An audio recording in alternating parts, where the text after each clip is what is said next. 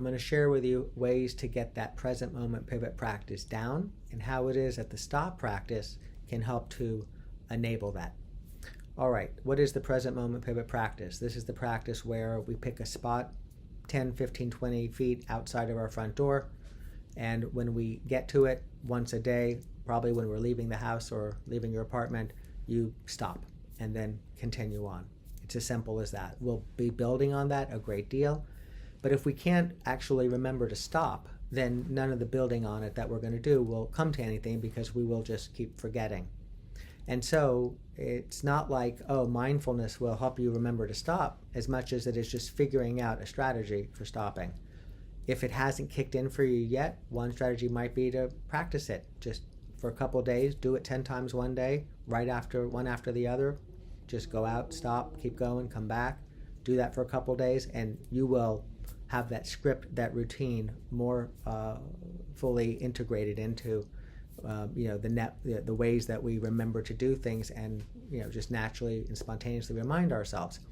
Another way is to visualize doing it. Be at home, sitting back, and just visualize it over and over and over, just like we would in sports and other context, to sort of get something down. Or you could put a post-it by your door and just say, don't forget to stop at the PMPP, or just put PMP. And then when you get to it, you would ideally be more likely to remember. Even then, by the way, you could have it where at your door you see that, and then you start walking out and you don't. You walk past it. Why might that be?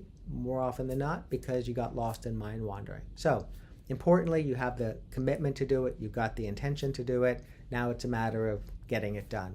And this is something that, if it hasn't happened yet, figure out, and let me help you figure it out. But it just requires a bit of brute force to get it so that you just naturally remember at these points. All right. Now, at this moment, what are we doing at the present moment pivot point? When we get to it and we stop, we're just taking a breath. You can slow it down if you want. That could be a little relaxing, but it's just taking one breath and then continuing on. When do I do it? I do it in the morning.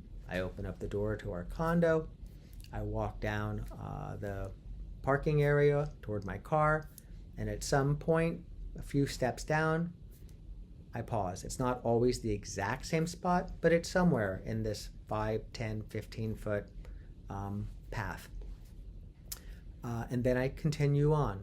That's how I do it, and that's what you're invited to set in motion so that we can then explore it together and work on it together. Now, the stop practice is its own separate practice. What's that? You get to a stop sign. You come to a stop. You let the acronym stop, be the instruction to stop or pause. Take a breath. O, observe the breath. And then P, proceed. And that too can be all of one breath. In fact, the way I just laid out the stop practice and the way a moment ago I discussed the present moment pivot practice, at this moment, they're actually the same thing, what you do when you get to that stop. But there's a big difference between the stop practice and the present moment pivot point practice, where you have a point that is somewhere just outside your home, and in time we'll have it where it's just outside campus or just outside where you work. And the difference is that literally with a stop sign, you got a sign. There's something that reminds you to do it. Whereas when you're walking outside your home, there's nothing really to remind you to do it other than the cues of that location, especially after you have begun to integrate and get down that stopping. So you can use the stop practice as a way to get used to coming to a stop, taking that breath, noticing and observing the breath, and then proceeding. And that will also help you get the present moment pivot practice down. And importantly, hopefully you see how they're in some ways very similar. They just happen to take place at different locations. And in one, we're reminding ourselves, and in the other, the stop sign is there to help remind us.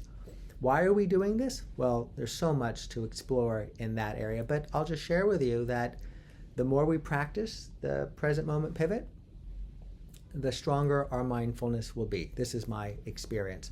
What is the near enemy, we could say, of stopping at a present moment pivot point? Well, mind wandering. And what is it that we begin to have a more facile relationship with by doing a practice like the present moment pivot? mind wandering. We get more of a handle on mind wandering. And of course, all of the mindfulness practices in one form or another serve this objective, but the present moment pivot point asks very little of us. So there's a little ask with a big gain, but we got to get it down. So I hope this has been helpful. In time, you'll have it where when you walk out of your home or your apartment, you will naturally be reminded to come to a stop, and you'll then begin to do the various things that we explore. And there's nothing rigid about this. You can always walk past it. Just the fact that you're aware of that is itself useful. Much more to be said about this. Wishing you well.